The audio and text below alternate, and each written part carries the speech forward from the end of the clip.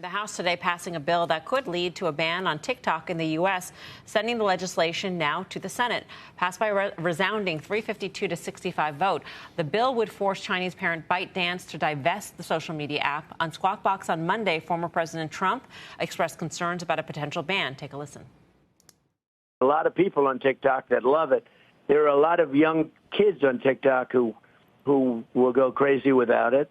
There are a lot of users. There's, a lot of good, and there's a lot of bad with TikTok. But the thing I don't like is that without TikTok, you can make Facebook bigger. Our next guest says TikTok's loss could indeed lead to gains for Meta. Deepwater Asset Management managing partner, Fast Money friend Gene Munster joins us now. Is what Donald Trump is saying true? Will it be a gain? It will be. And just to put some context on that, Melissa, is TikTok has about 170 million daily active users. Remember, there's about 340 or so million people in the U.S., 170 for TikTok. Instagram, Meta does not break out the numbers, but you can back into it. That's at 180 million. So consider them comparable. The kicker here is that TikTok has average time spent is about 70 minutes a day, and it's about 40 for Instagram. So when you put those two together, the simple equation is that the time spent daily in the U.S. on TikTok is about 65% greater than what is spent on Instagram. Of course, Reels plays into that. And so this is an opportunity. If this was going to get shut down and Meta was going to capture half of their business, that would increase Meta's overall business by 5%. That's for half of it. And they potentially could monetize that even greater. So this is a big opportunity for Meta, a measurable opportunity, I should say, much smaller than the AI opportunity, of course, but it is a measurable opportunity. So, Gene, is it only measurable if ByteDance is not able to divest and actually sell TikTok? I mean, I'm wondering, because if there's a ban, then I see that it's a gain for Meta. But if they're just operating as a separate company from ByteDance, it still exists. It's still drawing the advertising dollars away from Meta. So how would Meta or Facebook gain specifically if TikTok is still operational? That is the critical piece here, of course. And if you look at, there's basically three potential outcomes, of course. One is nothing happens. I put that odds at about 50%.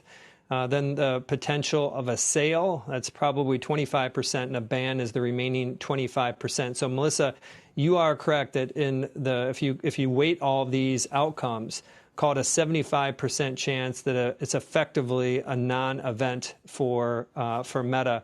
So I think this is something that Meta investors, this is one of our core holdings in our Titan fund. We're watching this closely, but when you put the odds together, it's essentially optionality related to regulation. And I would just say this, related to the optionality piece, is that it is remarkable, that number of those votes, that was at 350 to 60. I'm not quite the right numbers there, but it almost reads like a typo. It's in today's political environment. So this is something that is still worth the time for Meta investors to follow. It's also worth noting that in terms of Republicans, they didn't really fall in line with Donald Trump, who's now the presumptive nominee. They voted 189 to 16 for this. So, the bipartisan support part of this whole thing is really underscored by even looking within the vote itself. Yeah, if I may, Melissa, there may be a chance where nothing changes and this all remains the same. You can look at who the president is, but I want to be clear is that TikTok should be banned. This isn't my commentary related to where teens are spending their time. I think what they do, their ability to influence opinion is remarkable. And I think that this is what we're seeing in this probably a historic vote in this environment, and is the bipartisanship.